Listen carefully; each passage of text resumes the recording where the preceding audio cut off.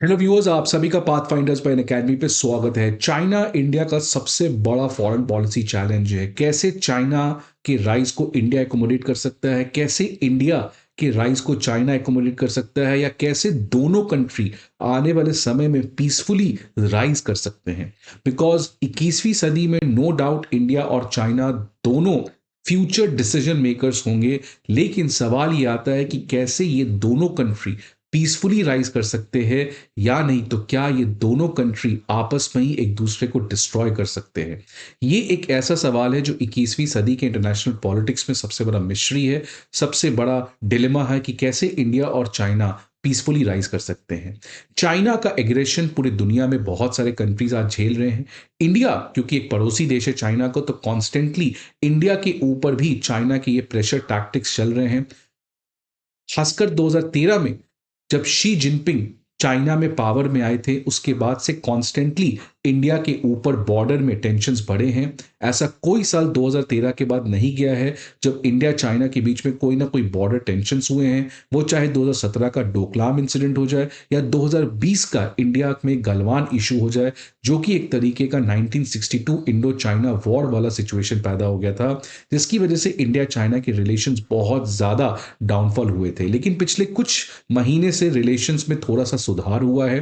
Prime minister Modi जब Kazan गए थे ब्रिक समिट के लिए, तो वहां पे शी जिनपिंग से मिले। उसके बाद फॉरेन मिनिस्टर्स के लेवल पे भी काफ़ी ज़्यादा बातचीत हुई। रिसेंटली एनएसए हमारे अजीत डोवल साहब चाइना गए थे, वहां पे वांग यी से मिले, और दोनों ने बॉर्डर पे कैसे डिस इंगेजमेंट और डी एस्केलेशन हो सके, इसके बारे में बातचीत की थी। तो रिलेशन एक तरफ बहुत लोग कह रहे थे सुधर रहे हैं, बट प्रॉब्लम यह है कि हम चाइना को नहीं समझ पा रहे हैं। चाइना का रियल इंटेंशन है कि वो अपने हेजेमनी को दुनिया में एस्टैब्लिश करना चाहता है, और अगर आपको हेजेमन बनना है तो आप शांति से ये चीज नहीं कर सकते हो। आपको डिस्ट्रप्ट करना पड़ेगा, आपको स्टेटस को बदलना पड़ेगा, आपको अपना पावर को शो करना पड़ेगा। नहीं तो आपके पास पावर रहे और अगर आप अपने पावर को शो नहीं करोगे तो कैसे दूसरे कंट्री आपसे डरेंगे, कैसे दूसरी कंट्री आपकी बात मानेगी। इसलिए कॉन्स्टेंटली चाइना जो वो है, एक तरफ डिप्लोमेसी की बात तो करता है, लेकिन दूसरी तरफ अपने हार्ड पावर को भी इस्तेमाल करता है, so that the world realises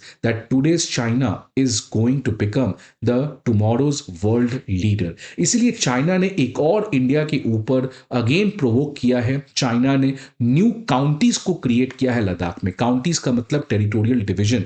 जैसे फॉर एग्जांपल आप इंडिया में मान लीजिए डिस्ट्रिक्ट, तो वैसे ही चाइना ने कुछ नए डिस्ट्रिक्ट्स को क्रिएट किए हैं लद्दाख में, जिसके अगेंस्ट भारत सरकार ने स्ट्रॉन्ग प्रोटेस्ट किया है कि ये एक तरीके से इलीगल है, इसको करने की कोई भी जरूरत नहीं थी। तो आज इस सेशन में हम लोग ये पूरा मसला समझेंगे कि आखिरकार चाइना ने ऐसा क्यों किया, और चाइना ने ऐसा करने से क्यों इंडिया को परेशानी हो रही है, इंडिया का क्या रिस्पॉन्स है, और आने वाले समय में क्या चाइना इस तरीके से जब इंडिया के सॉवरेनिटी और टेरिटोरियल इंटीग्रिटी पे हमेशा चैलेंज करता है, वो चाहे अरुणाचल प्रदेश को साउथ तिब्बत कहना, लद्दाख को अपना मानना, तो क्या इंडिया को भी तिब्बत और ताइवान का कार्ड अब बहुत स्ट्रांगली खेलना चाहिए। इन सारे चीजों को आज इस सेशन में हम लोग डिस्कस करेंगे। बट देखिए पहले न्यूज क्या है कि इंडिया ने प्रोटेस्ट जाहिर किया है चाइना के साथ after the formation of two counties, मतलब दो डिस्ट्रिक्ट्स को चाइना ने क्रिएट किया है। कहां पे क्रिएट किया है?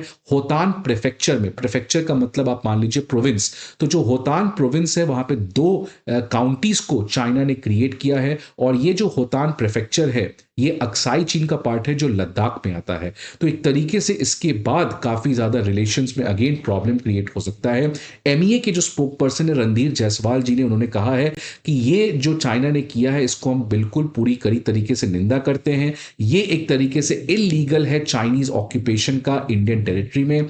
इस पर्टिकुलर काम करने से कोई भी हमारे सॉवरेनिटी पे खतरा नहीं पहुंचता है, बिकॉज हम हमेशा से कहे हैं कि पूरा लद्दाख इंडिया का कंप्लीट हिस्सा है, और अगर चाइना इस तरीके से लद्दाख में नए डिविजन्स को क्रिएट करता है, उससे कोई भी लेजिटिमेसी चाइना के इलीगल और फोर्सेबल ऑक्यूपेशन को नहीं दिया जाएगा। तो एमईए के स्पोक पर्सन ने काफी कड़ी शब्दों में इस तरीके के चाइना के यूनिलैटरल मेजर्स को रिजेक्ट किया है। बट आगे समझेंगे ये पूरा मुद्दा है क्या। बट आगे बढ़ने के पहले स्टूडेंट्स, आप सभी के लिए इंपॉर्टेंट इंफॉर्मेशन कि अनअकैडमी आईएएस के ऑफलाइन बैचेस हमारे चारों ऑफलाइन सेंटर में करोल बाग, मुखर्जी नगर, पटना और प्रयागराज में स्टार्ट होने जा रहे हैं। on 15th of January at a very very special price of 59,999। Karol Bagh, Mukherjee Nagar, Prayagraj और पटना, इन चारों ऑफलाइन सेंटर के डिटेल आपको हमारे स्क्रीन पे देखने को मिल सकते हैं। Unacademy IAS comprehensive GS course के अलावा सीसैट, ऐसे writing course, comprehensive current affairs, full and test series और ऑप्शनल जैसे कोर्सेज को भी प्रोवाइड करता है। इन सारे इंफॉर्मेशन के लिए आपको हमारे ऑफलाइन ब्रांचेस पे विजिट करना होगा, या नहीं तो आप हमारे ऐप को भी डाउनलोड कर सकते हैं, जहां पे आपको ये सारे इंफॉर्मेशन प्रोवाइड किए जाएंगे। अब देखिए कॉन्टेक्स्ट क्या है। 27 दिसंबर को चाइना की एक न्यूज एजेंसी है जिन्हुआ, उसने एक रिपोर्ट किया। उस रिपोर्ट में कहा गया था कि जो चाइनीज अथॉरिटीज हैं उन्होंने north west Xinjiang Uyghur autonomous region में दो नए काउंटीज बनाए हैं, हियान काउंटी और हेकांग काउंटी, और ये दोनों काउंटी इस जिंजियांग यूगर ऑटोनमस रीजन के होतान प्रोविंस में आता है। आप इसको मैप से बेटर तरीके से समझ सकते हैं कि चाइना के वेस्ट में आप देखिए Uyghur autonomous region of Xinjiang है। इसी पर्टिकुलर ऑटोनमस रीजन में एक प्रोविंस है जिसका नाम है होतान प्रोविंस, जिसको इंडिया में हम खोतान कहते हैं। ये होतान प्रोविंस में ही अक्साई चिन का बहुत सारा एरिया आता है। अब चाइना ने क्या किया है कि इस होतान प्रोविंस में, जो इस जिंजियांग ऑटोनमस रीजन में आता है, इस होतान प्रोविंस में दो नए काउंटी बनाए हैं, जिसकी वजह से इंडिया ने उस पर्टिकुलर चीज के ऊपर प्रोटेस्ट जाहिर किया चाइना के साथ। ये जो होतान प्रेफेक्चर है, जिसको आप होतान प्रोविंस भी कह लें, इसको इंडिया में खोतान कहते हैं। और इसी प्रोविंस में अक्साई चिन, जिसको चाइना ने 1962 के वॉर में इंडिया के लद्दाख से छीन लिया था, तो इसी होतान प्रोविंस में बहुत सारा एरिया अक्साई चिन का भी आता है। So the Hotan prefecture, also known as the Khotan in India, contains part of Aksai Chin। और इस पर्टिकुलर मेजर से बीजिंग बेसिकली अपना इस पूरे एरिया में एडमिनिस्ट्रेटिव कंट्रोल को बढ़ाने का प्रयास कर रहा है।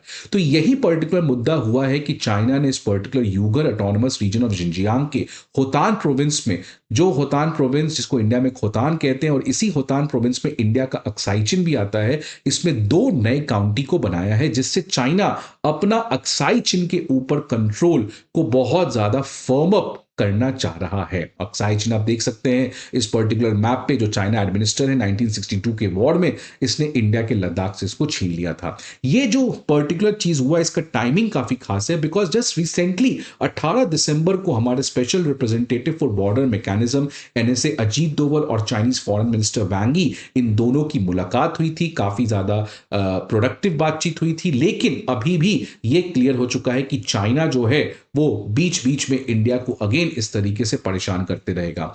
इस पर्टिकुलर चीज के अलावा मिनिस्ट्री ऑफ एक्सटर्नल अफेयर्स के स्पोक पर्सन रणधीर जायसवाल जी ने चाइना को क्रिटिसाइज किया है और अपना कंसर्न जाहिर किया है, क्योंकि आपको पता है कि चाइना दुनिया का सबसे बड़ा डैम यारलंग सांगपो, जिसको इंडिया में ब्रह्मपुत्र रिवर कहते हैं, उस पे बनाने जा रहा है। आप देख सकते हैं ये यारलंग सांगपो भी कहते हैं, जो तिब्बत में ओरिजिनेट करता है, इंडिया में ये ब्रह्मपुत्र के नाम से जाना जाता है। और इसमें अब प्रॉब्लम क्या है कि चाइना जो पहले इस रिवर के अपस्ट्रीम में डैम्स बनाता था, अब डाउनस्ट्रीम में बना रहा है, जो कि इंडिया के काफी करीब है, जिसको हम वाटर बॉम्ब भी कहते हैं। और इसी वाटर बॉम्ब में अब चाइना दुनिया का सबसे बड़ा हाइड्रो पावर प्रोजेक्ट को बनाने जा रहा है। इसके अगेंस्ट भी एमईए के स्पोक पर्सन ने अपना कंसर्न को चाइनीज रिप्रेजेंटेटिव के सामने जाहिर किया है।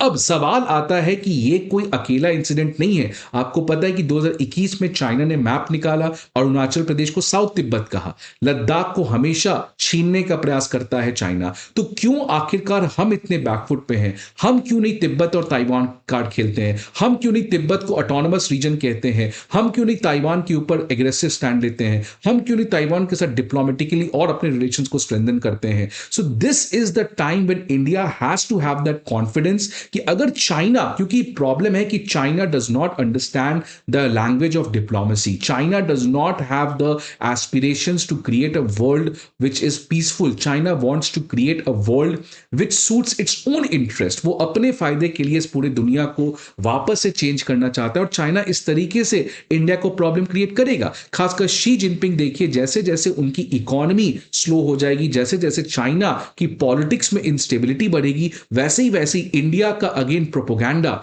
इंडिया के अगेंस्ट डर, इसको चाइना के लीडर्स यूज करेंगे। तो ये जो एक तरीके का चाइना चाइना एग्रेशन कर रहा है इंडिया के खिलाफ, ये चाइना चाहे या ना चाहे उसको करना पड़ेगा, बिकॉज शी जिनपिंग को अपना डिक्टेटरशिप बनाने के लिए इस तरीके के बॉर्डर डिस्प्यूट्स रखने पड़ेंगे, सो दैट वहां के लोगों को भटकाया जाए, वहां के लोगों को नेशनल सिक्योरिटी के मुद्दे पे वहां के लीडर्स को अपना लेजिटिमेसी बनाने में रखने में मदद मिलेगा। तो इंडिया के फॉरेन पॉलिसी के सामने सवाल आता है कि क्या हमें भी तिब्बत और ताइवान कार्ड को खेलना चाहिए। और जैसा हमारे कौटिल्य के मंडल सिद्धांत में लिखा गया है कि हमारा जो पड़ोसी देश है वो अड़ी है, इसीलिए चाइना एक हमारा अड़ी है, था, है और रहेगा। इसीलिए इंडिया को चाइना के साथ डिप्लोमेसी तो करना चाहिए, लेकिन we also have to play the aggressive use of hard power in the China's weak area of Tibet and Taiwan. तभी चाइना जो है वो इंडिया की बात सुनेगा और समझेगा। आपके क्या व्यूज हैं इस पर्टिकुलर डेवलपमेंट के बारे में? आपके हिसाब से इंडिया का फॉरेन पॉलिसी पोजीशन क्या होना चाहिए तिब्बत और ताइवान के बारे में? आप जरूर अपने व्यूज को कमेंट बॉक्स में बताएं। आई होप आपको ये वीडियो अच्छा लगे। See you again in the next video. Till then goodbye and take care.